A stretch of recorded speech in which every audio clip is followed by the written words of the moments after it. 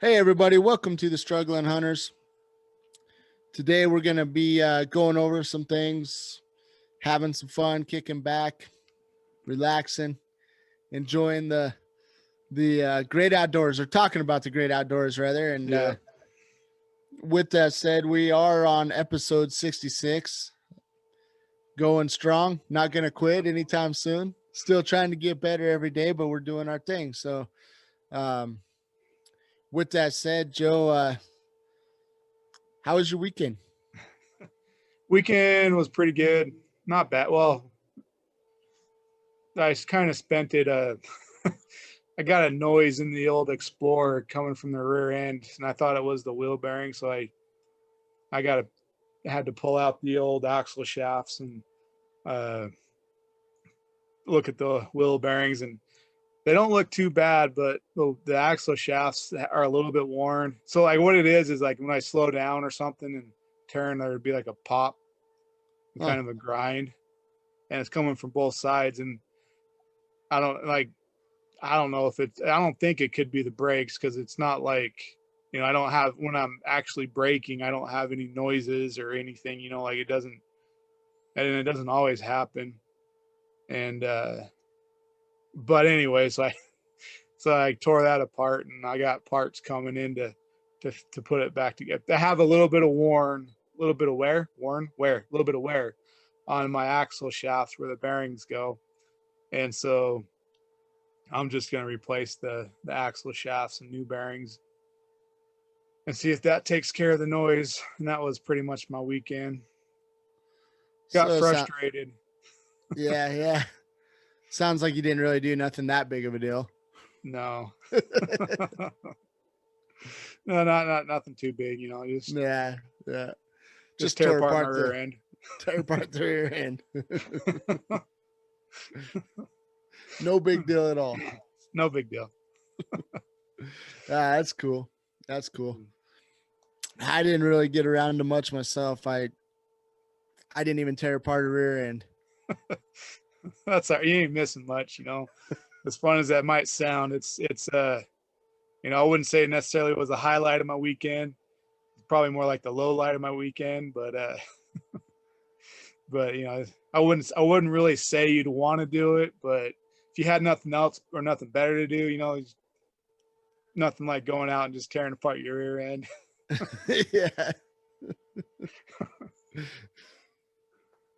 Yeah, well, I'll keep that in mind for one of these boring weekends. Yeah. Just keep that in the back of your mind when you got nothing to do. Just Yeah. Yeah, I was pretty much behind the computer all weekend, so trying to catch up on some old schooling stuff, so that good. was a lot of fun. Yeah. But yeah, so I don't know, you were kind of telling me a little bit of something on the before we got this thing started. You want to kind of run away with that, or Yeah, I'll try to lead this discussion to prompt you to ask questions. Um, but I was listening to I've been listening to Randy Newberg and Clade Hayes on a podcast the last couple of days of work coming home, and and they were talking about hunting. I guess this Clay Hayes guy hunts with the recurve, and we've been talking about what is our uh furthest shot we're willing to take on an elk, and I'm like, I'm comfortable. Well, I shouldn't say comfortable. Should be comfortable at 50 yards. I'm working on it. I'm decent, but anyways, but this guy with a recurve has to get closer than 50 yards, or probably even under 30 for it to be really that effective. And he got talking about uh the kind of the number one, uh would you call it, an opponent to deer and elk, like the mountain lion. yeah, it's number one predator. Predator, yeah. So its number one worry would be a mountain lion, and how they was talking about how a mountain lion's kind of its effective range is in that like 10 to 5 yard range. And, that just kind of got me thinking. And I think, I've kind of prepared myself to be that close to an animal, but I think in a way I maybe allowed my mind to be, like, oh, I might to hitting that 20, the 20 to 30, 40 yard range. And I, I feel like there's a correlation to how your brain thinks or processes to how much, or I know there's a lot of factors. God, I'm going around in a circle. But I do it all the time, so don't worry about it. but what I guess I'm trying to get at is I feel like mentally I'm telling myself, to be good enough to allow to get into that 30 yard range. And but like gaining the skills and I guess the patience to allow yourself to get into that like 10 to 15 yards, like, and I feel like that range, your percentage to get into that range, I think kind of drops. And, and I just go through all these scenarios in my head and I start thinking about getting that close to something. And then, I'm thinking, okay, what am I doing in the situation to get an elk coming to me? And in my head, I'm thinking, okay, I'm bugling, I'm doing some calls. So the animal's looking for something. Or the elk is looking for something to be moving, because it's, if you're calling it in with a bugle, it's kind of looking to fight. So it's wanting to throw down with you. And, but like, flipping the switch and then being like, okay, I might go into stealth mode. I don't know. I don't know what that's like. Does that make sense? Like, how do you allow the animal to get that much closer and be successful? And you think about a mountain lion, like how many stories have you heard? I heard of mountain lions, like being right behind someone, like they'll be doing something and then they'll turn around and like the mountain lion's like right there. Mm-hmm. And how much patience and stealthness that mountain lion has to have to get there without you hearing it until you turn around and it's there. It's kind of interesting to think about in a way. Yeah, I've heard some stories like that too. I got one where a family friend, he was rattling his horns, and from what the way he explained it was, he was rattling, and all of a sudden, just kind of out of nowhere, this mountain lion, I think like at the last second, he saw the mountain lion and saw the mountain lion jump, but it jumped toward him. And the mountain lion didn't know what he was even jumping at, just heard the horns rattling more or less. And like midair, he realized that it was humans. And like the way that they described it was the mountain lion was like trying to turn in midair, away from him. Yeah. And yeah, I always thought that was pretty crazy. I don't know. I don't know what I would do, how I'd react if that happened to Right. me. But yeah, it's pretty crazy with those, like that story was pretty crazy. But I feel like there's so much, one thing that I could add, there's so much to that patience that you're talking about, and the animal's instincts too. Right. I've experienced both of these scenarios where I seen some animals and I'm like, oh, you know what? I'll try to sneak up on them, and they spot me ways away, and I'm like, how'd they see me?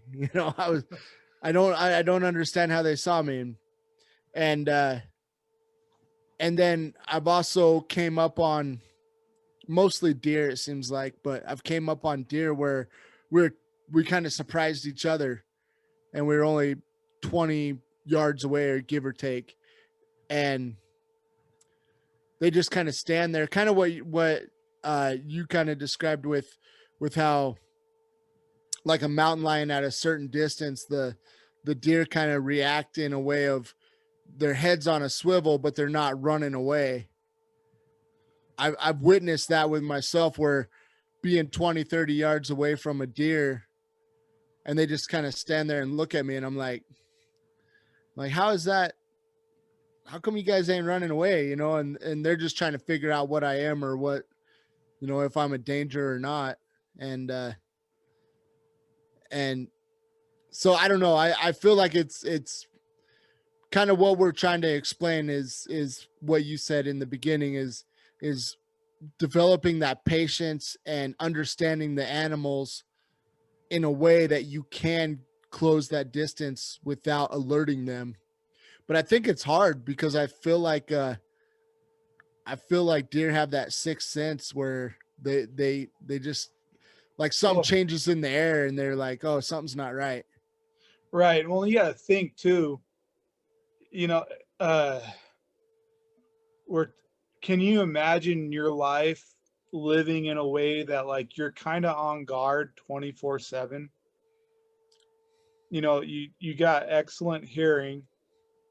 I don't think the deer and elk's eyesight is the greatest. You know, like I think they can see shapes, but I don't. Their greatest sense is their nose and their ears, and that's what they kind of rely on. But living your life that 24/7, you're on guard for your life, and so you're kind of always listening and smelling and looking for something out of the ordinary. You know, so like Could you imagine eating dinner at your kitchen table? Every bite you take, you're looking up, looking around, right. looking around, thinking that something's going to attack you at your kitchen table. Because I mean, that's kind of what they do. Exactly. Right. Yeah. Yeah. You're, like you're just always on guard. And so, yeah, if you hear a snap or you catch a whiff of something that smells a little different, and then you're going to go into extra on guard and figure out what is that? And, like kind of along those lines, I don't know, a couple times when I've been out in the woods and like I've been spotted, or even if I'm just on a hike and happen to stumble into a deer or something, I kind of at times, if I have the time, I'll try to, if it notices me, I'll try to play the waiting game. Like I try to tell myself, because like the animals have patience. Like they don't, till they're ready to run, they'll run. In other words, they'll sit there and watch you still. They won't move because they don't know. I don't know if they think that they've been spotted, or they don't know they've been spotted or not. But like I try to play like sometimes like the waiting game with them. Like, I'm gonna beat you. And but then I'm always like bent over or kneeled down, so then my knees start to hurt. And I'm like, all right, I gotta move. So they end up winning 90% of the time. But you know, they their patience is long in those situations. Oh yeah, for sure. Well, and I feel like sometimes the second that you tell yourself that you got to stay still, all you want to do is adjust or move. With Right. last, yeah, it was last year. Last year when we saw that doe that came up over when I was on your hunt, Yeah. and I'm sitting there like, because we were on the road, so every movement, you'd hear the gravel do its thing, and I was like trying to stay still, but all I wanted to do was adjust and move a little bit, because I was like, oh, I'm getting uncomfortable standing so still. It gets kind of difficult to Right. stay in one place for a long period of time. Right.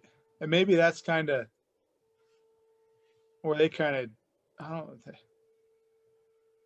being having four legs, you kind of got in a way if you're standing there, like you got four positions that you can, or four, what do you call it?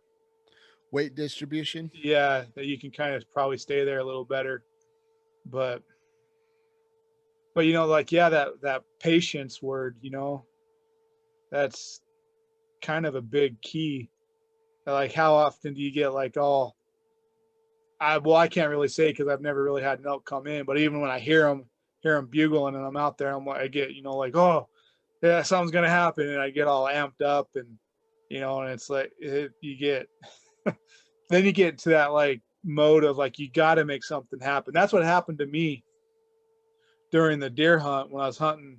I think the weekend after I hunted with you, and I had that little 2 point in some bushes, and I instead of sitting there and waiting him out and trying to locate him for sure where he was at, I got into the I got to make something happen.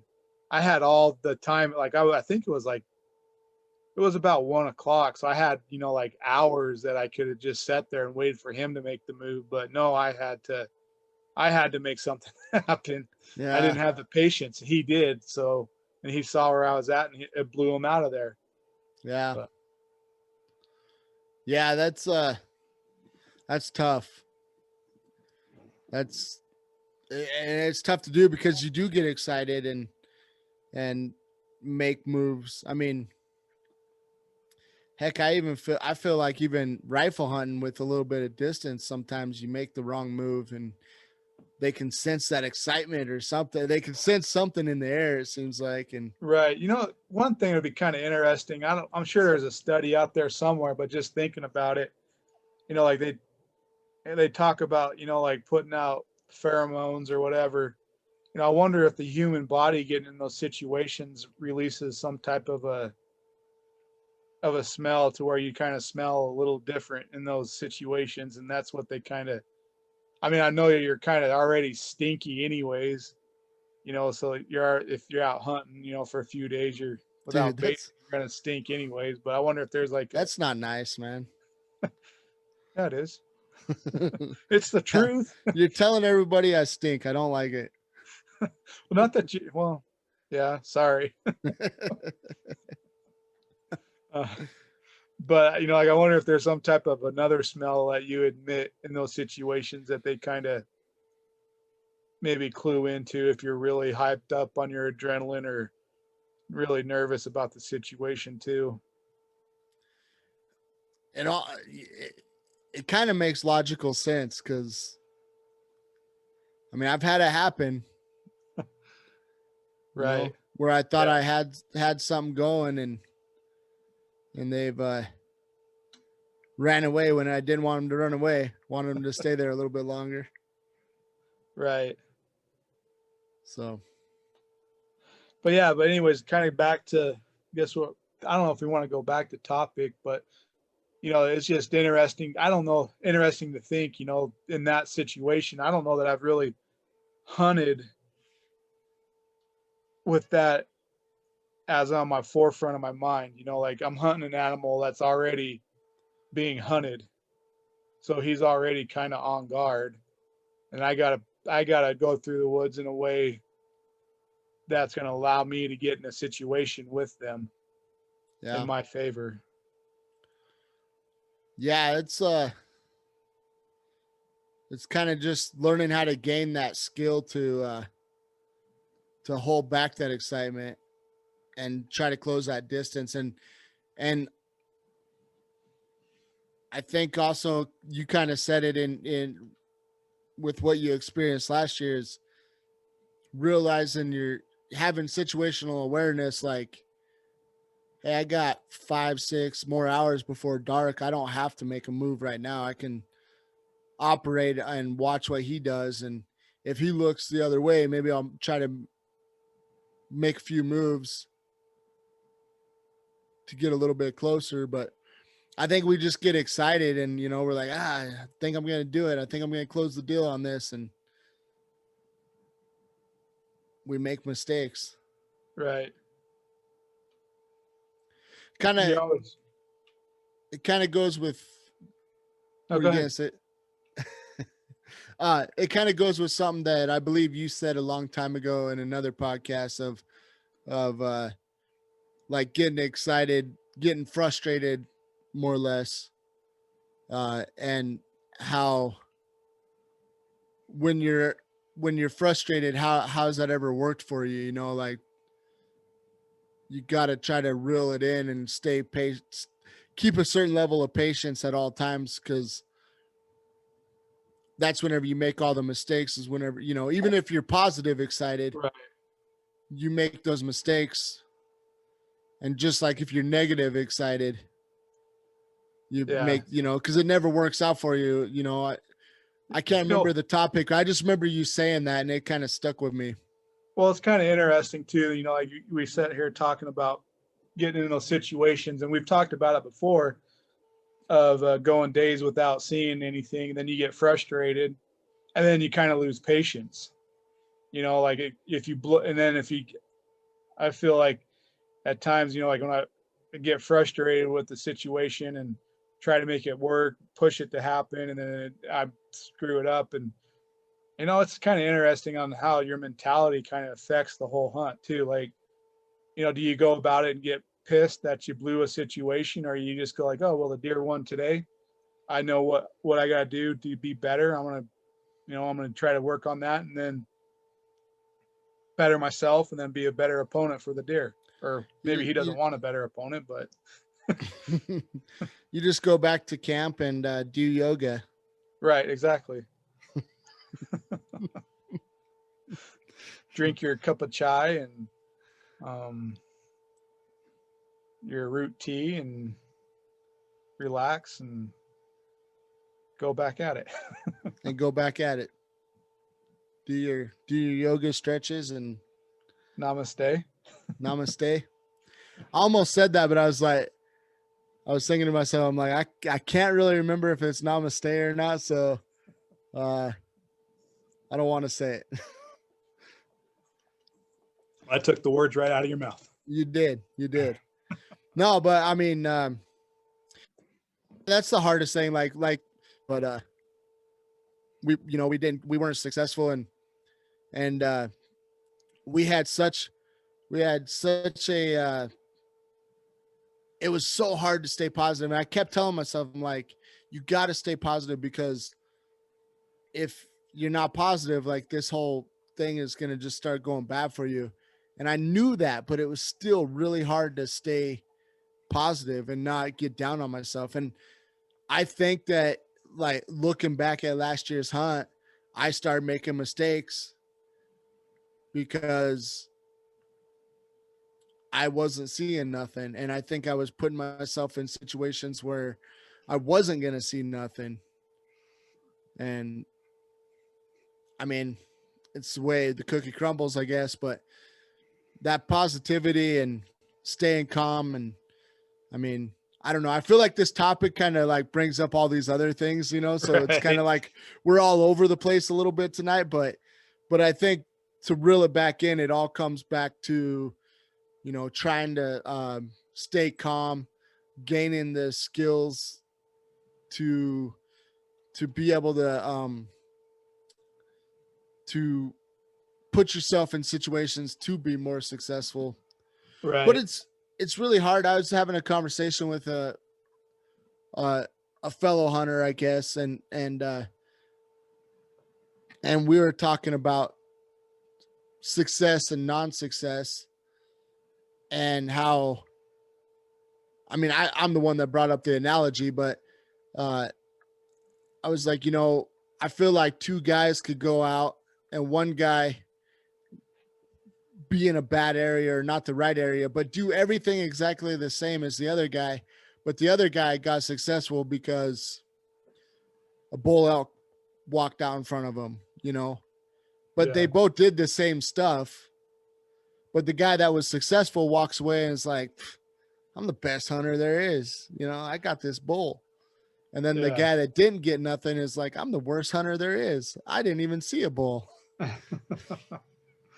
Right. But at the end of the day, I mean, you're out there walking, doing the thing, trying to find success. And sometimes it's, there's all these little tips and tricks and things to do, but sometimes it does kind of just come down to luck. That's kind of the conversation that we're mostly having, is just how sometimes it just kind of comes down to luck.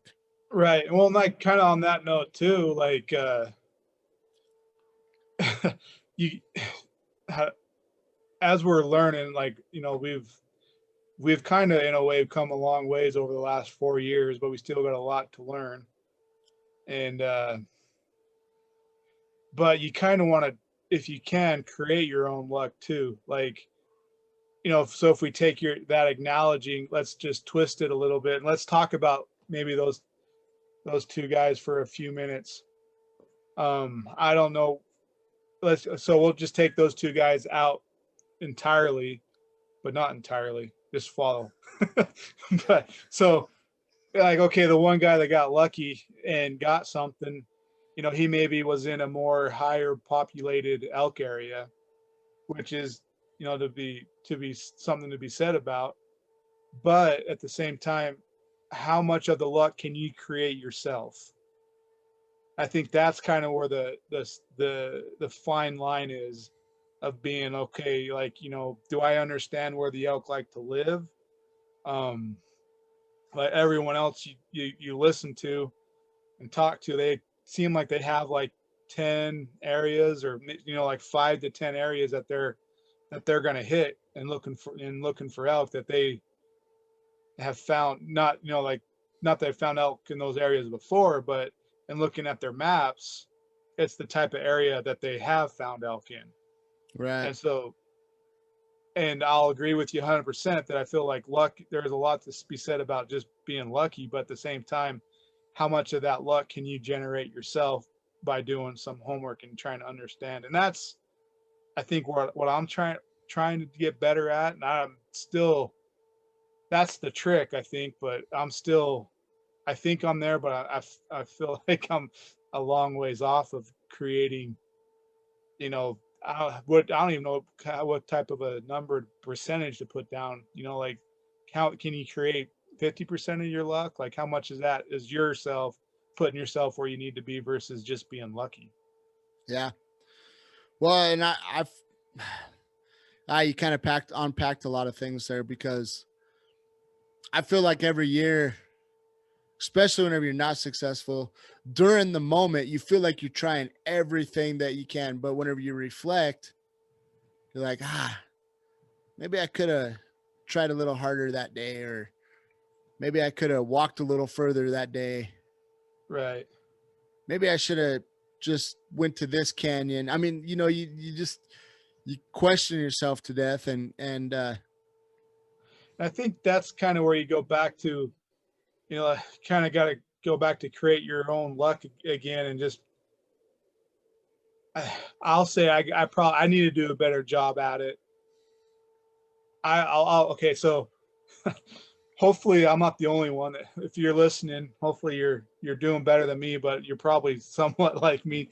But like, I'll just more or less, I think I'm like, okay, elk should be in this area. I'm taking off and going this way. I don't necessarily always be like, okay, there's a bench up here, there's some dark timber.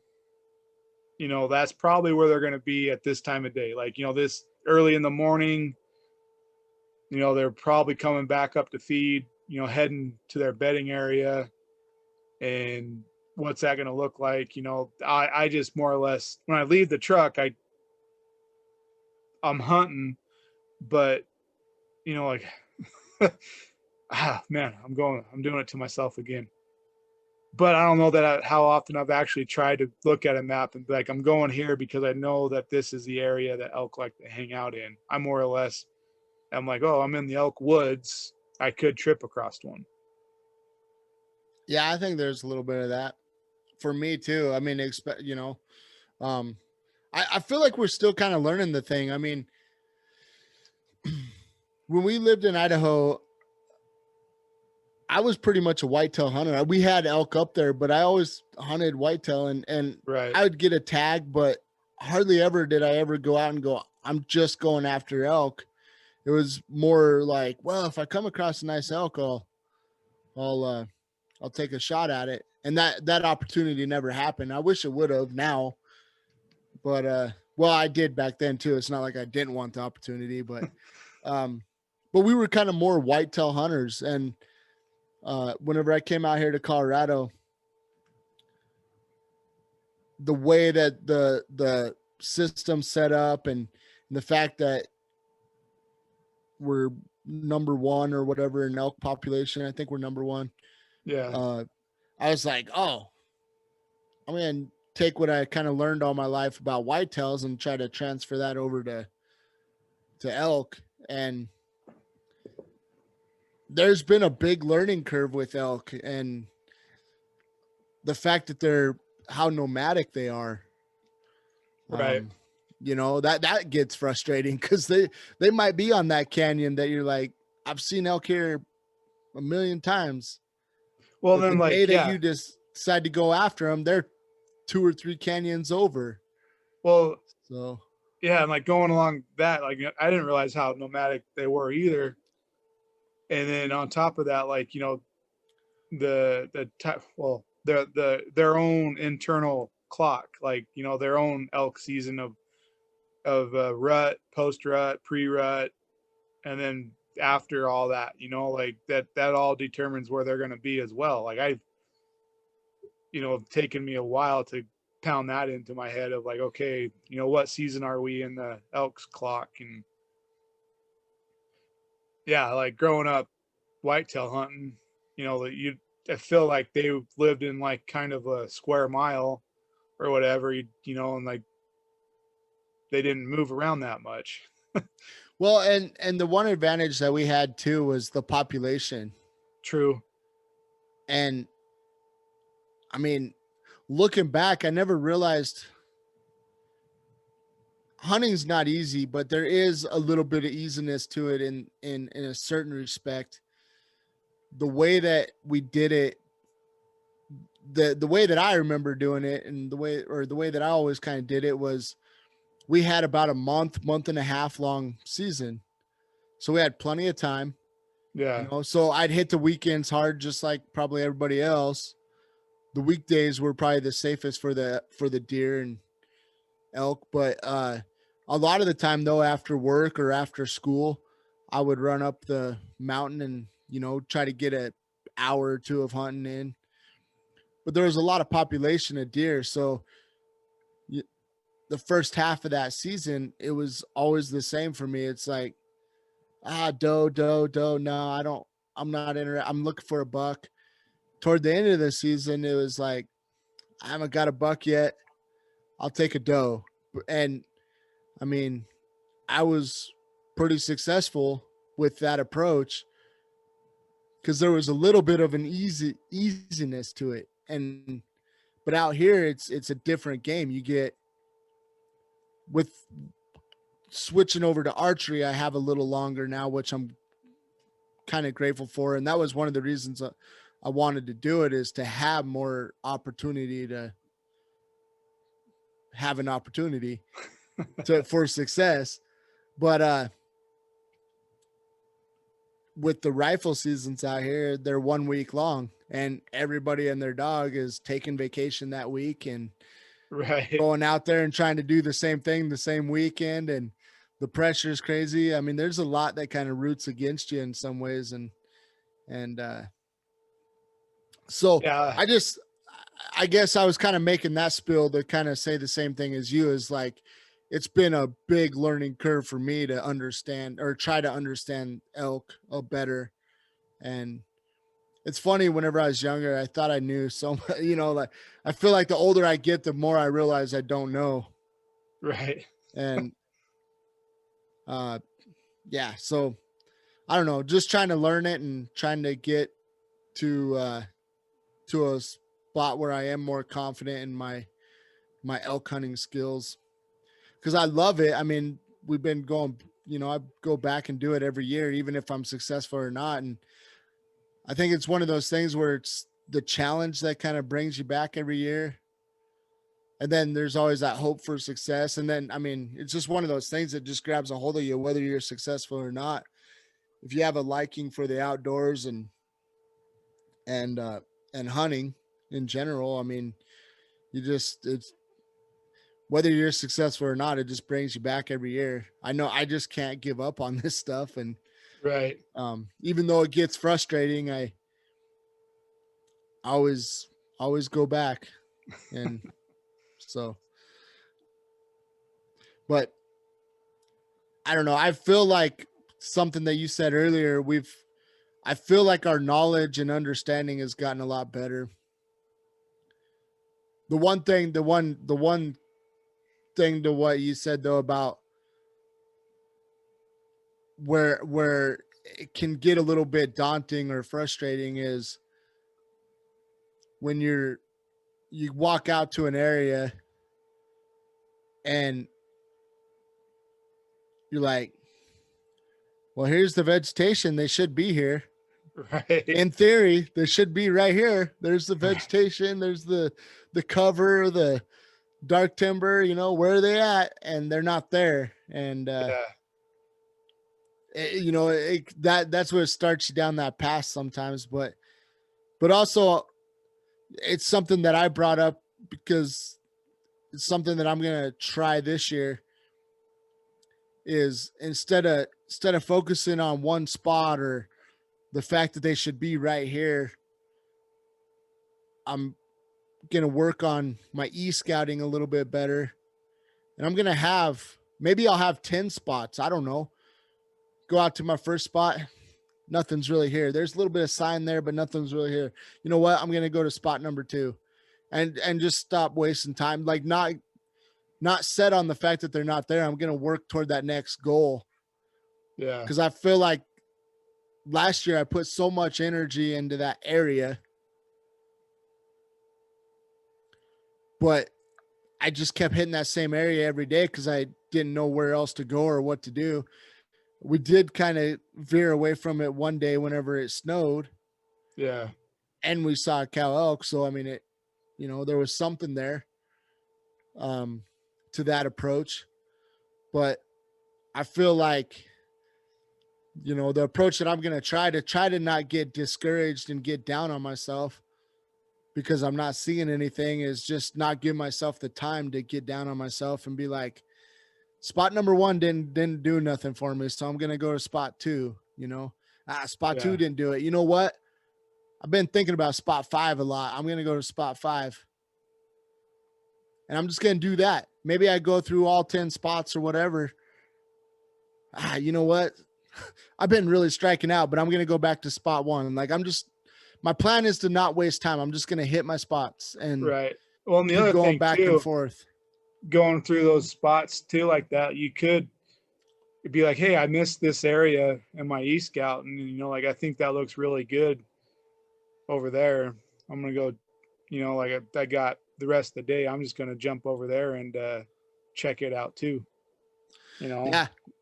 And that's another thing too. Yeah. Is going to a spot and then seeing a better spot that you didn't even spot. looking for those spots. Got to Looking spot for the those spots. spots. You didn't even spot the spot, but now you found the spot. So now you got to go over to the spot. Yeah, that spot that's just right over there at that spot. Yeah. The elk are at the spot. I mean, exactly. They're at the spot. You got to go to the spot. Yeah, you got to go to the hot spot.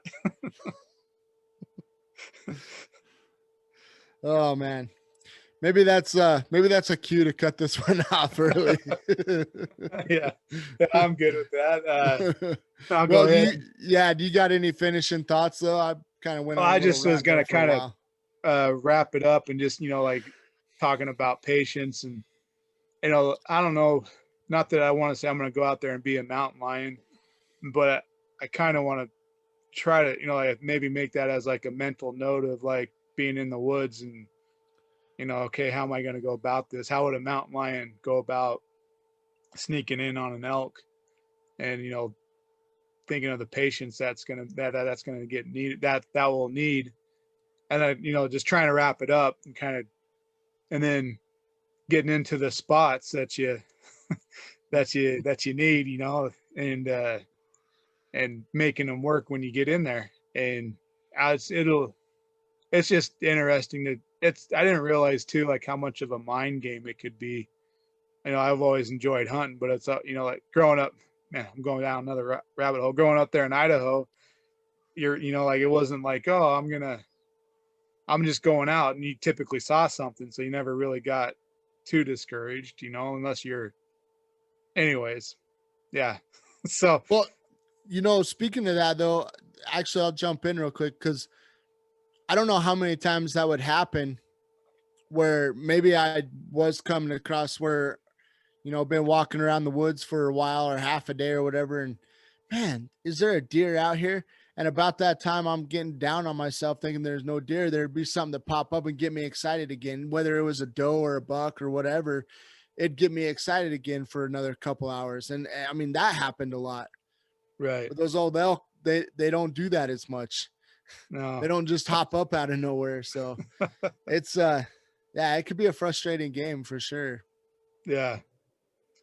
Yeah. So anyways, we'll close on that note and just, it is a frustrating game, but we enjoy it. And we, always trying to improve ourselves. So thanks for listening, guys. We appreciate it. Give us a like and a subscribe. And hopefully we didn't bore you too much, but keep tuned in, and we'll keep you entertained one way or another. And have a good one. Remember, this podcast is the spot to be. See you guys. Bye.